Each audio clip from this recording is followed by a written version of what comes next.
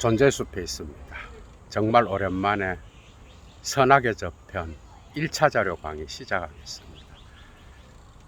서문이 2개니까 서문 합쳐서 오늘이 39번째 강의입니다. 여러분. 서문 빼고 37번째인데 오늘 4장 97절 예도가 원서를 갖고 왔는데 97절부터 이게 4장의 제목이 슈프리혀 운트 찌비션 슈필레라고 해서 잠언과 간주곡 정도로 번역될 수 있겠는데요. 왜 간주곡인가 하면은 앞뒤로 니체의 철학적 서술들이 기록되어 있고요. 선악의 저편 한가운데에 잠언들이 수록되어 있어요. 그래서 잠언과 간주곡, 막강극 정도로 번역될 수 있겠는데 정말 오랜만에 여러분들과 함께 니체 1차 자료 강의 선악의 저편 들어갑니다. 97절이에요. 4장 97절부터 재밌어, 그죠? 니체가 시작합니다. Wie ein Grossermann 이렇게 시작해요. 뭐가 어째서 위대한 사람이라고 이렇게 질문을 던지고 이제 인물 누월 된 샤우스필러 자이너스 아이게는 이데알스 나는 언제나 단지 그 위대한 사람이라고 하는 사람이 있다면 의역합니다. 그는 자기 자신의 이상을 연기하는 배우만을 볼 뿐이다. 이렇게 말하고 있어요. 위대한 사람? 웃기는 개소리 하지 마라, 이 말. 위대한 사람이 있다 그러면 그 위대한 사람은 결국 자기 자신의 이상을 연기하는 배우일 뿐이다, 이 말이에요. 그러니까 여러분들이 환상을 갖지 말라는 거예요. 우리나라 속담에도 있잖아. 사람 위에 사람 없고 사람 아래에 사람 없어요. 인문학을 하는 자들도 이게 깊이 있게 들어가야 이런 수준에까지 이르지. 자기가 사람 위에 있으려고 인문학을 하는 자들이 있어요. 아직 철이 덜 들어서 그런 거죠. 깊이 들어간 사람은 자기가 바닥이라는 걸 아는 자예요. 그죠? 그러니까 뭐라고? 뭐라고? 뭐 어째서 이런 뜻이야. 어째서 ein Grossermann 위대한 사람이라고 니체가 볼 때 단지 그 사람은 그런 사람이 있다면 자기 자신의 이상을 이데알을 연기하는 배우일 뿐이야. 그의 이상이라고. 그의 이상일 뿐인 거지 나의 이상이 아니라는 거예요. 우리는 이런 사고가 약해. 정치인이든 배우든 가수든 그냥 그 자체에 빠져서 숭배하는 이런 것들이 되게 약해, 우리는. 물론 뭐 대부분이 그런 건 아니죠. 위대한 사람, 개소리예요. 위대한 사람 숭배할 바에는 여러분들 부모님이나 부모님한테나 잘 하십시오. 여러분들이 위대한 사람,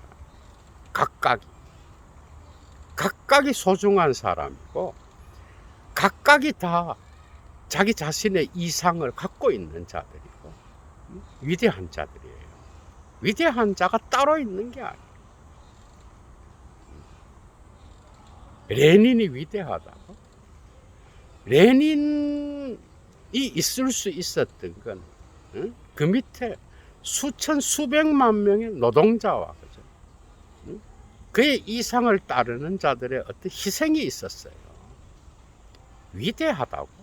웃기는 소리 하지 마. 생각해 보시죠. 재밌죠, 그죠?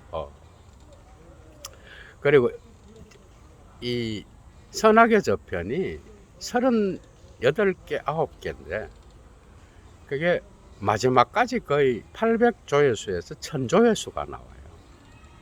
첫 번째 건 당연히 13,000, 4천 조회수가 나오는데, 이거는 선악의 저편을 그래도 따라온 사람들이 4,500명 된다는 거예요. 38개가 전부 다 1000조회수에 이른다는 거예요. 다 애청자분들이겠죠. 그죠? 좋아요 잊지 마시고, 여건이 되시는 분은 강의의 클래스를 아시는 분, 가치를 아시는 분은 사막의 철학을 위하여 꼭 자발적 수업료 보내주시면 감사하겠습니다. 강의 계속 이어나갑니다. 98절이에요. 97절 끝나고 98절. 벤만자인 게비센 드레시얼트 조키스트 에스 은수쭈 글라이히 인뎀 에스 바이스트. 자, 만약 사람들이 자신의 양심을 길들인다면, 독일어로 드레시렌이 나왔어. 이것은 옷을 입히다. 원어적으로는 그런 뜻이에요. 그리고 음식에 옷을 입히니까 뭐야?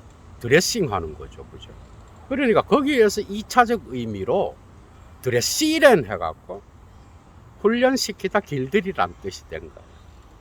그러니까 우리가 양심을 길들이고 훈련시키고 보기 좋게 좋은 음식에 드레싱을 하는 것처럼 그렇게 장식한다면 그런 뜻이겠죠. 그죠? 그렇게 양심을 길들이고 훈련시키고 보기 좋게 뭔가를 차리다, 이런 뜻도 되겠죠. 그죠? 그렇게 한다면, 그렇다면 양심은 우리를 물어 뜯기도 하고 동시에 우리에게 기쁨의 키스를 날리기도 한다. 양심은 사실은 이 니체 이전에 많은 철학들에서 이 양심은 신이 준 거라든지 보편적인 어떤 인간이라면 누구나 갖고 있는 어떤 그런 성스러운 것과 연결되어 있었죠. 그죠? 얘도 그런 측면이 있다고 봐, 양심은. 근데 니체는 정신분석학적인 탁월한 정신분석학자잖아. 그죠? 응?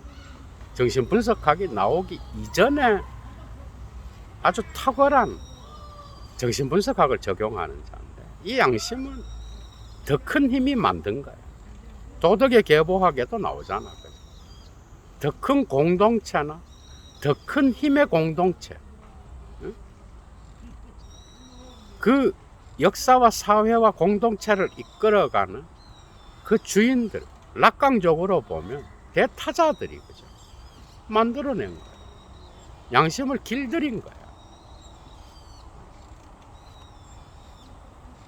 그런 면도 있다는 거야. 그죠? 그렇게 한다면 양심은 두 가지를 우리에게 보여줘. 우리의 마음을 물어뜯어 막, 그리고 또 우리의 마음에 편안함도 주면서 키스하기도 해. 이 양가성.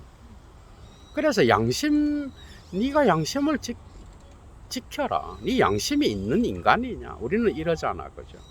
그게 정신분석학적으로 보면은 어떤 더 큰 힘의 그 사회적 기호가 작동하고 있는 거예요.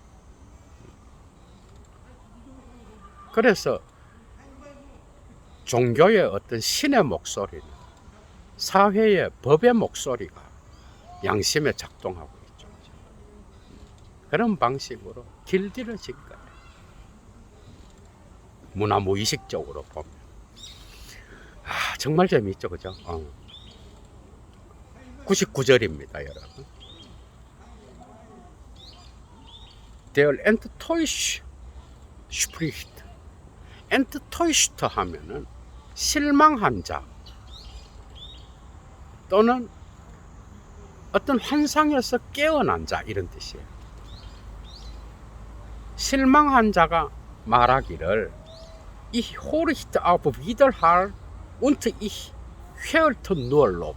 이것도 정신분석학적이에요. 무의식을 읽어버려요, 니체는.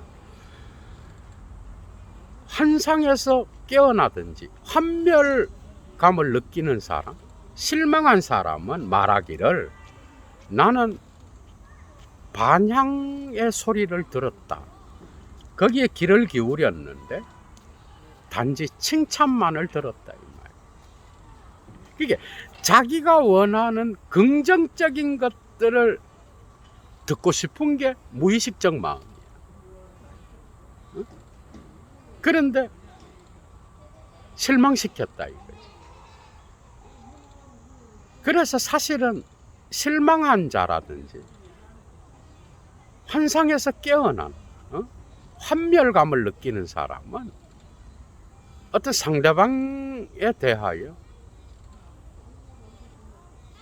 긍정적인 어떤 결과를 기대한 자야. 그래서 칭찬만을 들었어. 어떤 반향의 목소리로부터. 그런데 반대 목소리가 나타난 거야. 그래서 내 너한테 실망했어. 이렇게 말하는 거야. 사실은 그게 사랑하는 관계에서 많이 나타나겠죠. 부모님이나 자식의 관계나 또 연인의 관계나 친구 간의 관계, 스승과 제자의 관계, 이런 데서 나타나겠죠. 아무 관계가 없는데 실망할 이유가 뭐가 있겠어. 그 말은 그 상대방에 대하여 칭찬만을 기대하고 있었는데 그 칭찬은 아주 긍정적 감정이겠죠. 그죠? 그런데 그 상대방이 반대적인 목소리로 자기에게 다가왔다. 무의식적인 거죠. 그죠? 아, 탁월합니다. 그죠? 재밌죠. 그죠? 그 다음에 100번째입니다. 여러분. Von uns selbststellen wir uns alle einfältiger als wir sind. Wir ruhen uns so von unseren Mitmenschen aus. 이렇게 나옵니다. 우리는 우리 자신 앞에서 우리 모두를 실제 우리의 모습보다 더 단순하다고 생각해요. 그래서 실제는 그렇게 단순하고 또 순수하고 순진하지 않는데 단지 그렇게 간주해버려. 간결하게 사태를 모아서 우리를 생각해버려. 우리 자신 앞에서. 그래서 우리는 우리의 동료, 공동인간들, 같이 사는 사람이라든지 민멘션은 그런 뜻이에요. 공동의 인간들, 다른 이웃도 되지만 함께 사는 사람들, 가까운 사람들, 그들로부터 우리 자신을 멀리 떨어뜨려서 아우스루이엔 휴식을 취해. 그러니까 우리가 타인들로부터, 공동인간들로부터 떨어져서 휴식을 취하는 방식은 우리 자신 앞에서 우리는 실제 모습보다 단순화시켜야 돼. 간결하게 하고, 심지어는 아주 순수하고 순결한 그런 방식으로까지 간소해야 그렇게 할 수가 있는 거야. 그러나 실제는 그렇지 않다는 니체. 그래서 속 시끄럽다. 뒤로 물러나죠. 그죠? 그런데 사실은 상황이 복잡한 거예요. 만만치가 않은 거예요. 그럴 때 우리는 사태보다, 현실보다 우리 자신을 단순화시키고 간결하게 만들고 뭔가를 검소하고 단촐하게 만들어서 타자들로부터 우리 자신을 떨어뜨리고 쉼을 얻죠. 그죠? 부부지간에도 그렇고 친구간에도 그렇고. 그래서 때로는 거리두기가 필요해요. 모든 인간들은 전부 다가 그래. 누구든지 같이 붙어 있는 거는 좋은 게 아니에요. 때로는 모든 인간관계에서 가까이 갔다가 멀어지고 가까이 갔다가 멀어지는 것, 우리의 삶의 법칙이에요. 이런 운동이 없이는 살아갈 수가 없어.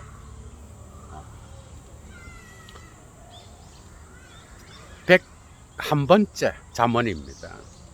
Heute möchte sich ein Erkennender leicht als Tierwerdung Gottes fühlen. 오늘날 인식하는 자는 신의 동물 되기와 같이 자신을 가볍게 느끼고 싶어 한다. 니체만이 어떤 신에 대한 이런 티얼베얼둥, 동물 되기, 들레주도 이야기한 거잖아, 그죠? 그런데 뒤에 고테스가 붙었어. 신의 동물 되기라는 겁니다. 이거는요, 중세 같으면 어림도 없는 이야기야. 감히 신을 정신분석해버려요. 신이 본능을 갖고 있다. 이거는 신학에서는 생각도 할 수 없는 거예요. 그런데 그 본능, 신의 본능이 있다면 신의 속성에는 사랑이 있겠죠. 아가페적 사랑, 또 관용, 또는 분노, 다양한 신의 속성이 있겠죠. 특히 히브리 종교에서 나타나는 신의 속성은 분노와 전쟁의 신입니다. 그게 점점 어떤 예수 시대로 오면서 그리스도교의 신이 사랑의 신으로 변화된 거야. 응? 그런데 니체는 이런 신의 속성에 동물되기가 있다는 거예요. 아주 본능적이고 야수적인 면이 있다는 거야. 그런데 이거는 히브리 종교의 에서 나타나는, 유대 전통에서 나타나는 신에게는 이런 면이 나타납니다. 뭔 말인지 알 거야. 싸그리 죽여버리라 그러잖아요. 이방 민족들하고 전쟁할 때. 정말 무섭죠. 여호수아가 적들을 향한 기도를 한번 생각해봐. 그러니까 신의 동물 되기와 같이 오늘날 그게 니체 시대의 사람들은, 인식하는 사람은 자신을 가볍게 느끼고 싶어 한다 이거야. 이 말은 상당히 그 당시에 서구 유럽인들의 어떤 특징을 나타내는 거예요. 때로는 본능적으로, 이거는 하나로 해석할 수 없어요. 신의 동물 되기, 티얼베얼둥 고테스는 수십 가지로 해석할 수 있겠죠. 그죠? 신의 동물 되기와 같이 어떤 역설적인 감정을 갖고 있다고 볼 수도 있는 거고, 또 아니면 신이라고 하는 게 동물과 같은 그런 본능을 갖고 있는 것처럼, 그렇게 인간들은 자기 본능에 충실하다는 그런 의미도 될 수가 있고, 아니면 자연적인 어떤 그런 본성에 화합한다라는 뜻도 있고, 별 뜻이 다 있어요. 부정적으로, 문화적으로 해석되면은 한두 가지가 아니에요.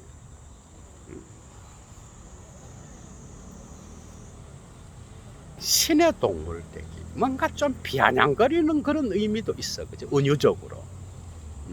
이거는 그리스도교 신학에서는 생각도 할 수 없는 개념. 신이 동물과 같은 본능을 갖고 있다고? 육신을 가진 인간?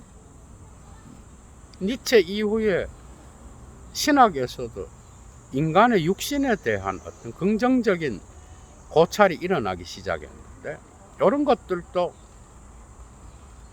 이런 니체의 신에 대한 다양한 해석들로부터, 그죠? 나타나.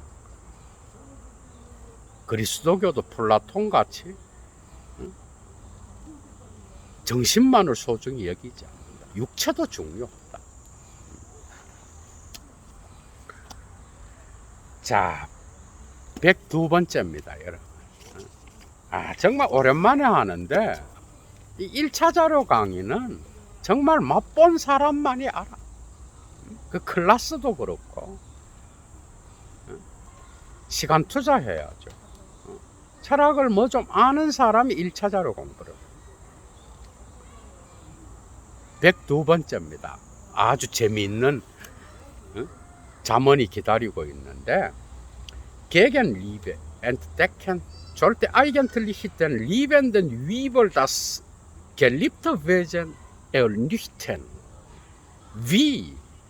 Es ist bescheiden genug, sogar dich zu lieben, oder dumm genug, oder. 이렇게 나가고 있어. 사랑의 보답을 발견. 그러니까 내가 누군가를 사랑해. 그럼 그 사람으로부터 그 사랑하는 거에 대한 보답을 받은 상태. 이게 gegen Liebe entdecken이야. 그러니까 내가 사랑하는 거에 대하여 상대방으로부터 응답을 받은 상태. 그게 gegen Liebe야. 그런 사랑의 보답을 발견한다는 것은 본래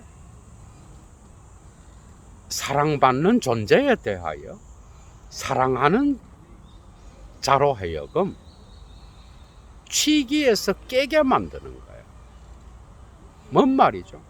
사랑은 환상이 있죠, 그죠? 그리고 우리말에도 있어. 콩깍지가 벗겨진다 그러잖아. 근데 콩깍지가 안 벗겨진 상태로 말하는 거야. 그러니까 뭐 좀 아는 사랑의 관계에서도 뭔가를 아는 사람은 상대방에게 절대 의존하지 않아요. 그냥 자기를 다 던져버리고, 뭐 이런 사랑도 때로는 중요해. 그런데 그 오래 못 가, 그런 거.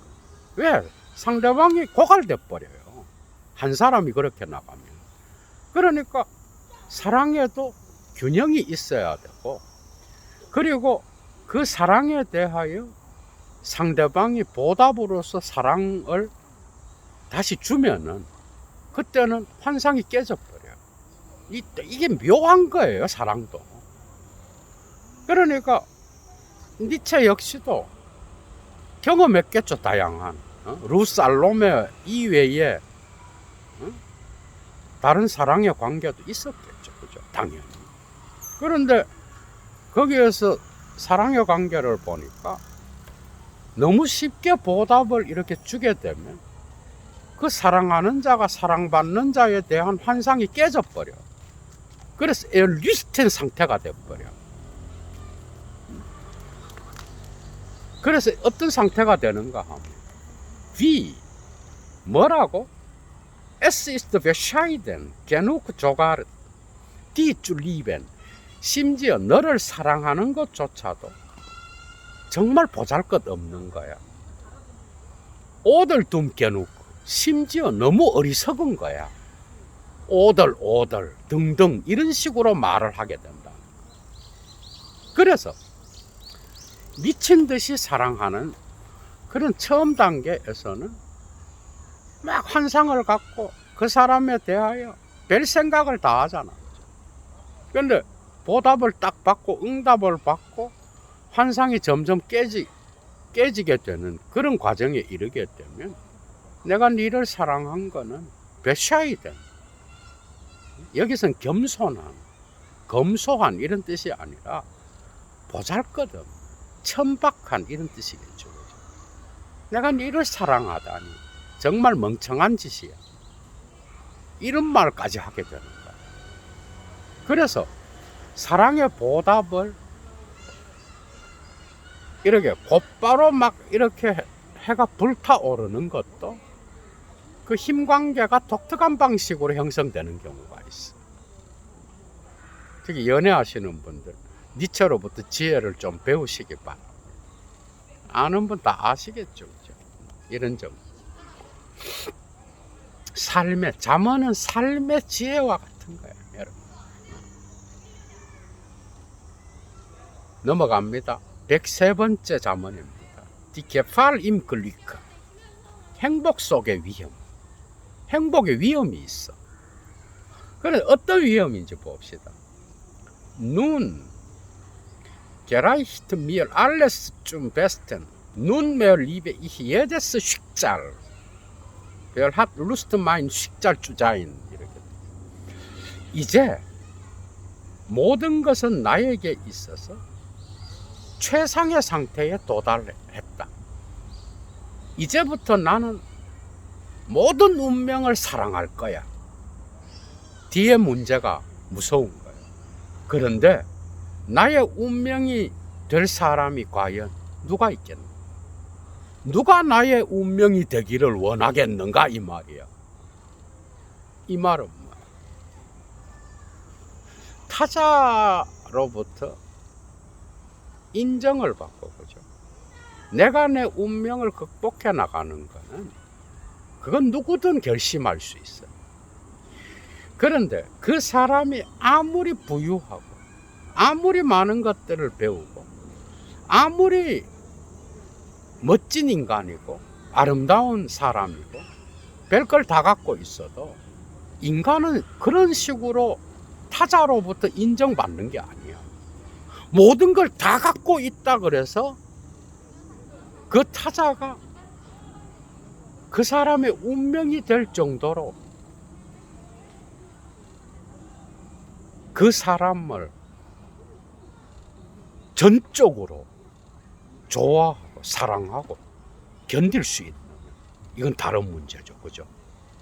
그러니까 우리가 가장 행복할 때의 위험이 있어. 근데 그 행복을 타자와 공유할 때는, 거죠, 언제든 거기에는 자기 마음대로 그것을 공유할 수가 없는 거예요. 왜? 타자는 다른 생각을 하거든. 여러분 그런 경험 많이 할 거예요. 그러니까 자식도 마음대로 안 되고 부부 간에 있어서도 그 관계도 마음대로 안 되고 친구 간에도 그래. 어떤 관계든 자기 마음대로 안 돼. 그래서 나는 행복한데 거기 위험이 있어. 그 위험은 뭔가 하면은 모든 것이 다 최상의 상태로 돼가고 있고 나는 이제부터 나에게 나타나는 모든 운명을 다 사랑해. 그런데 누가 나의 운명이 되기를 원하는가? 이건 다른 문제예요. 이해가 되죠? 이게 쉬운 게 아니에요, 여러분. 그래서 인간은, 그죠, 인간 위에 군림할 수 없어요. 인간은 어떤 인간도 인간 아래에 있지 않고 어떤 인간도 인간 위에 있지 않아요. 이건 해겔이 노예와 주인의 변증법에서도 그 심리적인 어떤 그 힘의 관계를 이야기할 때도 이런 게 나타나고 있어. 인간은 자기 마음대로 되는 게 아니야. 이해가 되죠, 뭔 말? 그래서 쉽게 자기는 자기 운명과 자기 모든 것들을 다 잘 돼가고 있기 때문에 다 사랑할 수 있어. 그런데 그 운명에 참여하여 그 숙명이 될 정도로 자기와 함께 할 수 있는 그런 사람을 찾기는 불가능하다. 그래서 행복할 때, 그죠, 그 행복도 공유해야 커지는데 그 공유는 쉽지 않은 거예요. 그래서 이 생각에 어떤 위험이 있다라는 거예요. 그래서 행복 가운데도 위험한 생각이에요. 나의 행복과 나의 기쁨과 나의 모든 것들을 타자와 공유할 때는 그것은 상당히 조심해야 되는 거예요. 재미있죠, 그죠? 니체는 이런 것들을 가르쳐 주고 있습니다. 자, 넘어갑니다. 104번째예요, 벌써. Nicht ihre Menschenliebe, sondern die Ohnmacht ihrer Menschenliebe. 힌들트 디 크리스텐 폰 호이테 운스주 페어브레는. 자, 정말 재미있는 자문인데, 오늘날 기독교인들, 곧 여기서 우리는 누군가 하면 자유정신이에요. 여러분 필기하면서 들으시죠? 자유정신이라고 기록하시고, 우리와 같은 자유정신을 화형시키지 못하도록 오늘날 기독교인들로 하여금, 자유정신은 기독교에 반대하는 자들이잖아, 그죠? 그러니까 우리와 같은 자유정신을 화형시키지 못하게 하는, 그게 뭔가 하면은, 기독교인들로 하여금 그게 뭔가 하면은 인간애가 아니야. 인간애의 온마흐트, 무기력함이야. 그러니까 기독교인들이, 이거는 여러분들이 중세와 연결해서 봐야 돼. 그러니까 그리스도교의 신앙에 반대하는 자들을 화형시키고, 마녀 사냥하고, 교리에 반대되는 자들을 처형시키고, 그리스도교의 흑역사잖아, 그죠? 그런데 이런 흑역사에 대하여 니체가 언급하면서, 그들이, 기독교인들이 우리를 화형시키지 못하는 것은 그들이 인간을 사랑하고 인간애 때문에 그런 게 아니라, 오히려 인간애가 무기력하기 때문에 그렇다, 이 말이에요. 이 많은 걸 생각하게 하죠. 당연히 냉소적인 잠언이에요. 여러분들, 이거는 그리스도교인들로 하여금, 그죠? 정말 많은 것들을 생각하게 해줍니다. 그리스도교인들로 하여금 깊이 있게 자기를 성찰할 수 있게끔 하는. 니체는 이런 이야기들을 상당히 많이 했어요. 이건 뭔가 하면, 그리스도교인들이 진짜 인간을 사랑해서 우리 자유정신들을 화형시키지 못하고 놔두는지 아느냐? 오히려 인간애가 부족하고 인간애가 무기력하고 무력하기 때문에 그렇다, 이 말이야. 여러분 한번 생각해봐. 반추해봐. 진짜 인간을 사랑한다는 거, 교회에서 보기보다는 바깥에서 볼 때가 많죠, 그죠? 이런 것들을 우리가 생각해 봐야 돼. 예수가 이웃을 사랑하고 사랑의 복음의 어떤 신의 아들로서 세상에 왔지만은, 복음서에서 보면은 그 사랑을 실천해야 되는 교회는 역설적으로 다르게 갔을 때가 많다, 이 말이야. 역사적으로. 이건 많은 것들을 생각하고 반성하고 반추하고, 그죠? 다른 방식으로 실천해 나가야 될 그런 비판이겠죠, 그죠? 정말 넘어갑니다, 여러분. 105번째입니다. 105번째 잠은, Dem freien Geist, dem frommen der Erkenntnis. 인식에 경건한 자, 곧 자유정신인 우리에게, 이 말. 인식에 있어서 경건함을 갖고 있는 자유정신인 우리에게, Get die Pia Fraus noch mehr wieder den Geschmack, 갈로 wieder seine Frömmigkeit, 갈로 닫고, als die in Pia Fraus daher sein tiefer Unverstand gegen die Kirche, wie zum Typus freier Geist gehört als seine Unfreiheit, 이렇게 나가고 있어. 라틴어로 썼어. 피아 프라우스, 경건한 기만이야. 여러분 봐봐. 피아 프라우스라는 이 개념 갖고도 예도가 몇 편의 강의를 할 수 있어. 경건은, 여러분, 이게 특히 종교인들에게 해당됩니다. 성스러운 것과 경건, 뭔가 구별된 행동이겠죠, 그죠? 이 경건은 위선을 보여줄 때 이것보다 더 더러운 게 없어. 여러분 그렇지 않나요? 그러니까 위선적으로 경건이 거짓으로 나타나는 거, 이거는 이 세상에서 가장 구역질 나는 일이야. 그래서 많은 사람들이 종교의 진리의 길을 가는 사람들, 그 지도자들이나 이런 사람들이 거기에 걸맞지 않는 거짓되고 기만된 행동을 할 때 그때에 그냥 거품을 부는 거야. 왜? 세상에서 그것보다 더 역설적이고 반대적이고 모순적이고 또 그것보다 더 구역질 나게 하는 게 없거든. 응? 그러니까 피아 프라우스는 라틴어로 경건된 기만이에요. 경건한 기만을 자유정신은 가장 싫어요. 그게 자유정신이 나왔다라는 건 거죠.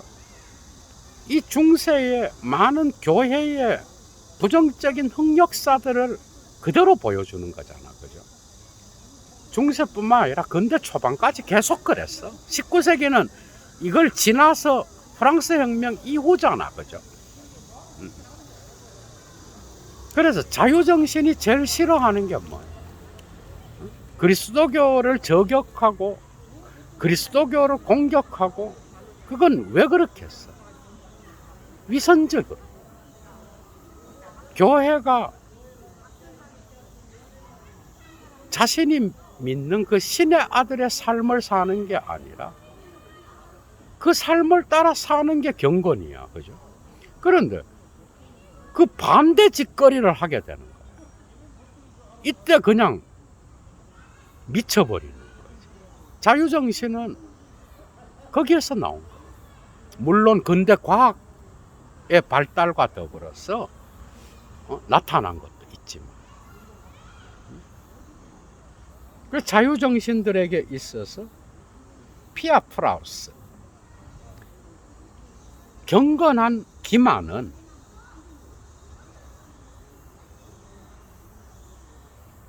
임피아 프라우스, 경건하지 않는 불경건한 기만보다 더더욱 자유정신들의 취향에 맞지 않아. 이 자유정신들은 인식적으로 경건한 자들인데 그들의 경건에도 맞지 않아. 그래서 경건한 기만은 불경건한 기만보다 훨씬 더 나쁜 거야. 당연한 거죠, 그죠? 응? 그래서 이들이 자유정신이 된 거예요. 모순된 행동을 하는 교회의 모습을 보고, 그죠? 그런데 이것으로부터 그가 자유정신의 유형에 속하는 것만큼 그의 깊은 교회에 대한 몰 이해가 나타났어. 그의 부자유로서. 그러니까 교회에 대한 어떤 몰 이해, 무지가, 이런 피아 프라우스, 경건한 기만, 거짓 때문에 그 교회에 대해서 더 이해하려고 하지 않는다는 거야. 응? 그래서 이것은 가장 많은 자유정신으로 하여금 구역질을 일으키는 그런 동기다, 이 말이에요.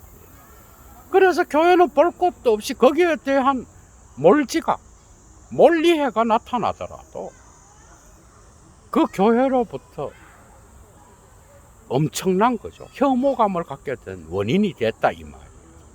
교회에 대한.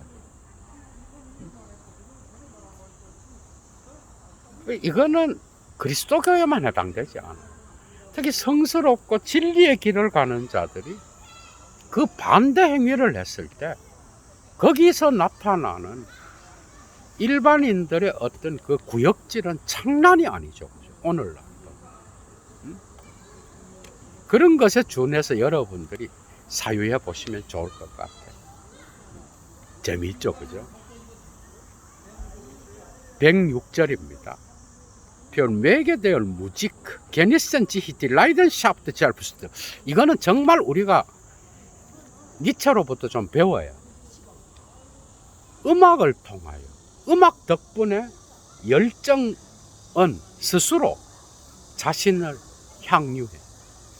그게 음악은 열정 자신이 스스로 자기를 향유하도록 만드는 거야. 그게 열정이라는 것을 의인화로 썼어 지금, 그죠? 라이덴샤프트를 열정 자신, 라이덴샤프트 젤프스트, 열정 자신이 자기 자신을 즐기는 거야. 뭘 통하여? 음악을 통하여. 응? 이건 디오니소스적 광기도 되겠죠, 그죠? 그리고 인간에게 있는 최대한의 인간의 본성, 인간의 마음에 있는, 그리고 이 열정은 본능적인 것뿐만 아니라 고귀한 어떤 영광과 같은 것까지도 포괄하는 거예요. 열정은 힘이야. 라이덴샤프트는 힘이고 인간 내면과 무의식과 의식에서 나타날 수 있는 어떤 강력한 파토스죠, 그죠? 이 자체가 음악을 통하여, 음악 덕분에 향유되는 거예요. 그 음악을 들으면서 여러분들의 무의식적이고 의식적인 열정과 정열이 스스로를 향유하는 거야. 응? 그런 경험 해보셨죠, 그죠? 클래식 음악이든 재즈든 어떤 음악을 듣건 여러분들의 내면에 있는 어떤 무의식적이고 의식적인 강력한 열정과 힘이 스스로를 즐기는 게 음악이에요. 즐기도록 하는 게. 이건 우리의 경험에서도 알 수 있는 잠언이에요, 그죠? 107번째입니다, 여러분. 넘어갑니다. 107번째 잠언. Wenn der Entschluss einmal gefasst ist, das Ohr auch für den besten Gegengrund zu schließen. Zeichen des starken Charakters, also ein gelegentlicher Wille zur Dummheit. 최상의 반대 이유에 대하여 귀를 닫기로 일단 결정을 내리게 되면 이것은 강한 인격의 표지이기도 하지만 때로는 어리석음의 의지이기도 한 거야. 이 뭔 말이에요? 그러니까 어떤 사태에 대하여 타당한 가장 좋은 정반대의 그룬트, 근거를 누가 딱 대면서 반대를 해. 그런데 여기에 귀를 닫기로 결정을 내리는 사람은 그 반대 이유에 대하여 듣지 않겠다, 더 이상.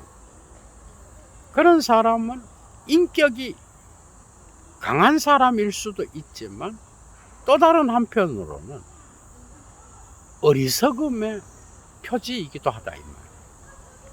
어리석음에 이르는 의지다, 이 말이야, 이것은. 사람은 이런 면이 다 있겠죠, 그죠? 어떤 성격을 하나로 규정할 수 없어, 인간은. 우리는 이런 모습을 갖고 있어. 때로는 내가 싫어하는 어떤 반대 이유, 그 이유가 베스트, 최상의 상태이고 합리적일 때에도 우리는 귀를 닫을 때가 있어. 그 이유는 우리의 어린 시절의 어떤 부터 계속되어 온 트라우마와 같은 상처 때문에 과민 반응을 일으킬 수도 있고, 어디에 대해서 어떤 이유건 간에 무의식적인 이유가 있겠죠. 그죠?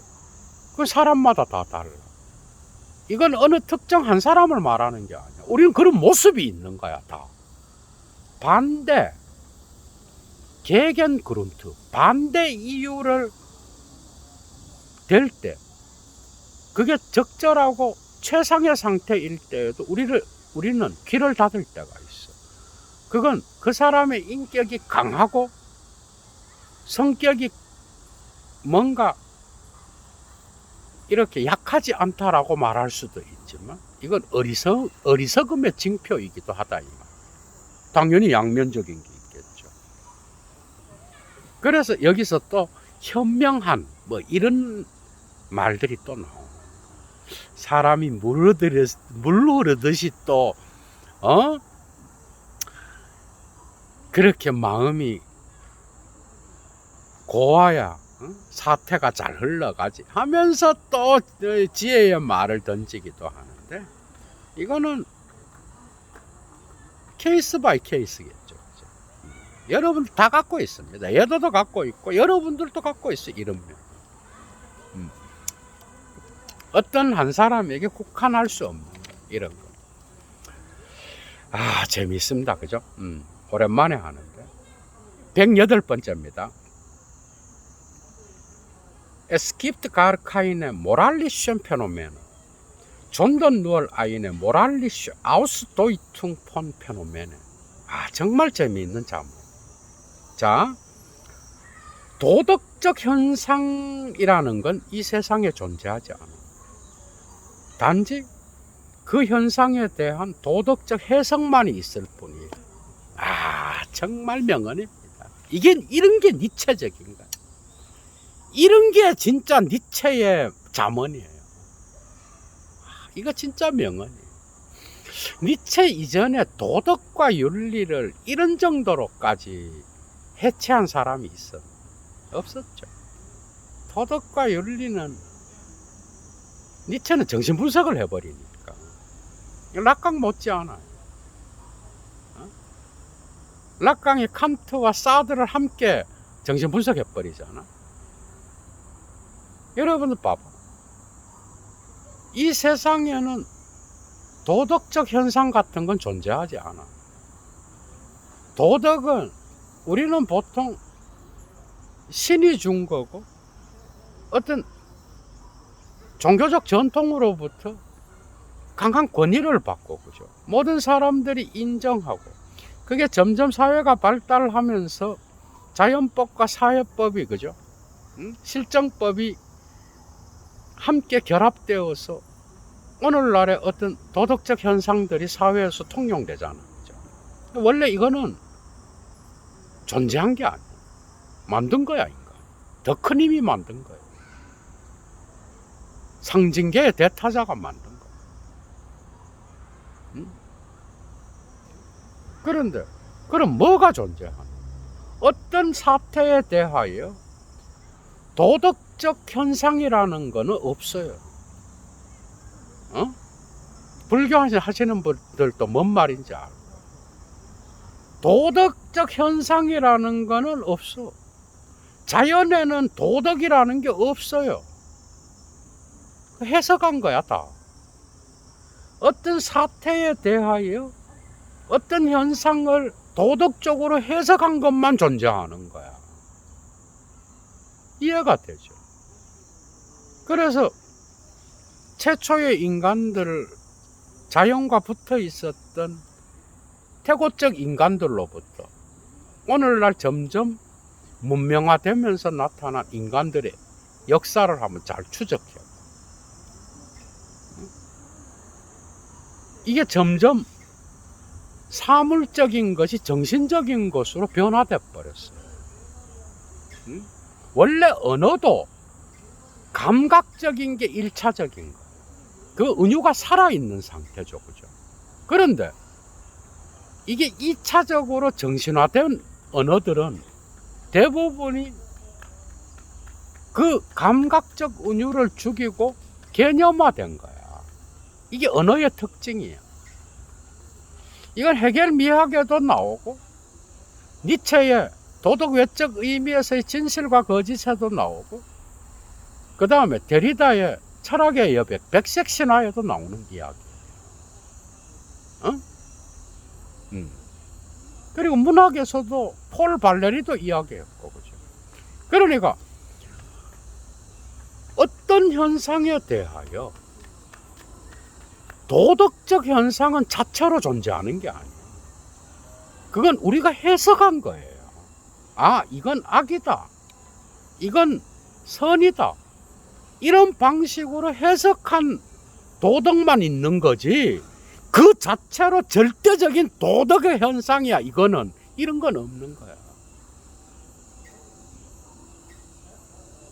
뭔가 깊이가 있죠, 그죠? 이것도 사실은 한두 시간 강의가 따로 나올 수 있는 건데 깊이 생각해 보시오. 넘어갑니다. 109번째. Der Fehlbrecher ist häufig genug seiner Tat nicht gewachsen. verkleinert und verleumdet sie. 자, 범법자는 빈번하게, 매우 빈번하게 자신의 행위로부터 성장하지 못해.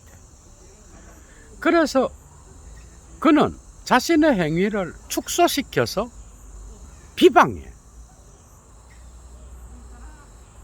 이거 우리가 많이 생각해 봐요.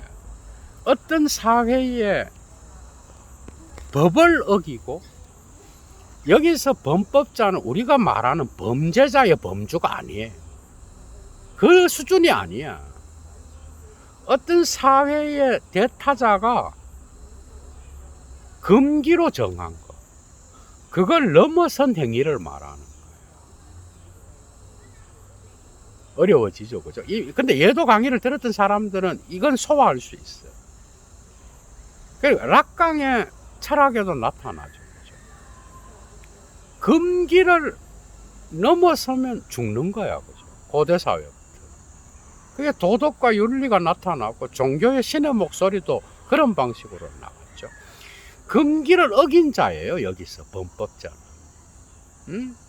금기를 어긴 자는 자신의 행위로부터 성장하지 못하고 대타자가 벌을 주는 대로 그걸 축소시켜서 그 행위를 스스로 비방한다, 이 말이에요. 그런데 이것은 우리가 반드시, 사실은 우리는 다 금기 위반자예요, 정신적으로. 이게 인문학의 클래스겠죠, 그죠? 여러분들은 그냥 글자 그대로 나는 범죄자가 아니야, 이 수준이잖아. 그게 아니에요. 예술가들은 이미 이 금기를 다 넘어섰어. 우리는 정신적으로 다 금기 위반자예요. 인문학자들은, 철학자들은 다 이야기했어. 특히 바따유의 어떤 그 사유 안에도 이게 강하게 들어있죠. 니체뿐만 아니라 쇼펜하우어도. 그 다음에 정신분석학은 이걸 그대로 표현하고 있잖아. 우리는 무의식적으로 이미 다 금기 위반자예요. 그러니까 대타자가 금기를 정한 거예요.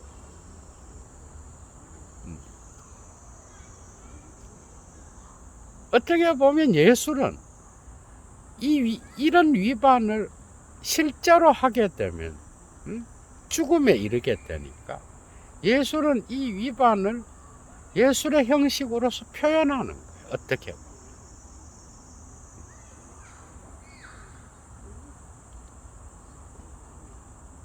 조금 더 넘어갈 필요가 있겠죠. 그러니까 도덕의 목소리에 귀를 기울인다는 건 기존 질서의 힘에 복종한다는 거예요. 다른 말. 또 다른 의미도 있겠지만. 그 뒤에 또 나옵니다. 자, 오늘 강의의 마지막. 정말 재미있죠, 그죠? 110번째입니다, 여러분. 110번째로 넘어갑니다. 110번째 잠은 Die Advokaten eines Verbrechers sind sie Artisten genug, das schöne, schreckliche, Der Tat zugunsten ihres Täters zu wenden. 여기서 이제 확실히 드러나.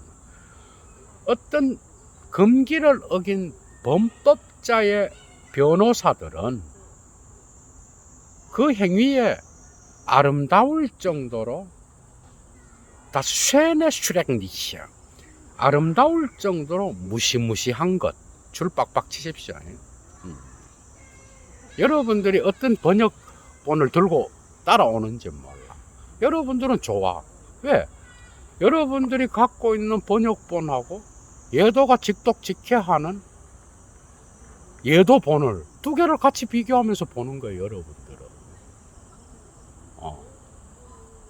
너무 좋죠, 그죠? 그 행위에 아름다울 정도로 무시무시한 것을 그 행위자의 에게 유리한 방향을 틀 만큼 예술가적인 사람은 없어요. 이거 이해하는 사람 수준 높은 거예요. 그러니까 뭐예요? 법률가들이 상당히 실증주의자들이 많고, 예도 TV에도 법쪽에서 공부한 변호사나 검사들은 뭐 본인들이 그거를 모르겠어. 변호사 모임들은 꽤 많은 걸로 알고 있어요. 그런데 이 법쪽에 공부하는 사람들이 인문학적인 지식이 적어서 그죠. 인간을 이해하는 폭이 적어. 실증주의자들이 많아. 법조항에 따라서 법을 그냥 해석하는 그런 방식으로 나가.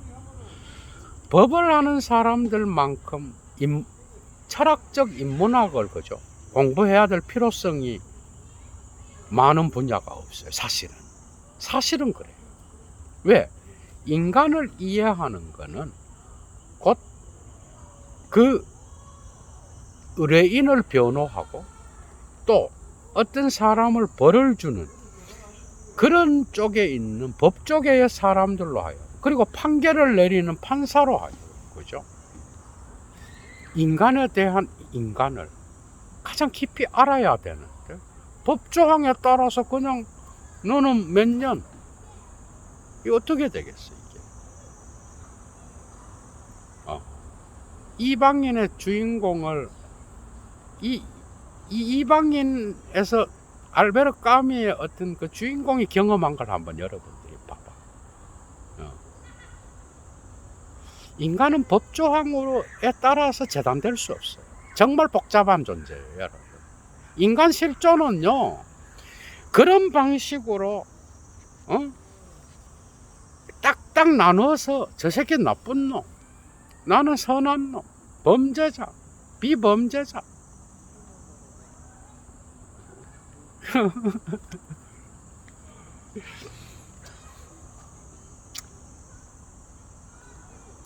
금기를 위반한 자, 범법자의 변호사들은 예술가가 되는 경우가 드물어.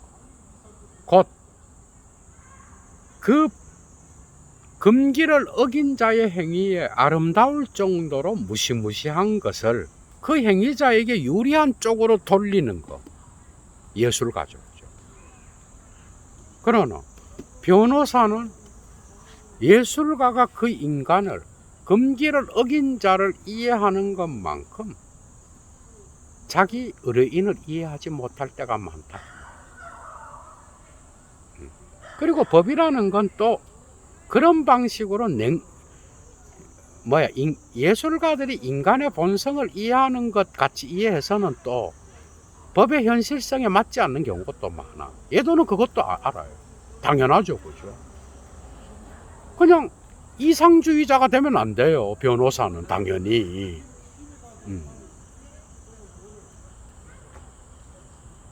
그런데 알면 조금 더 낫겠죠, 그죠? 그 현실성과 인간의 깊이 있는 어떤 것들을 알게 되면 또 다른 방식. 윤리를 아는 거는 오늘날 사드의 어떤 그 인간의 욕망에 대한 깊이 있는 거를 통과한 뒤에 칸트의 윤리에 도달해야 되는 거예요. 아니면 깊이가 없어요, 윤리도. 그게 낙광의 윤리죠. 그죠?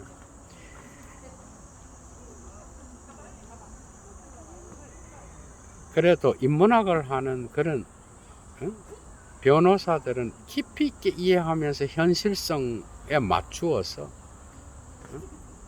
그 변호를 받는 자를 변호하는 분들도 있겠죠. 그죠?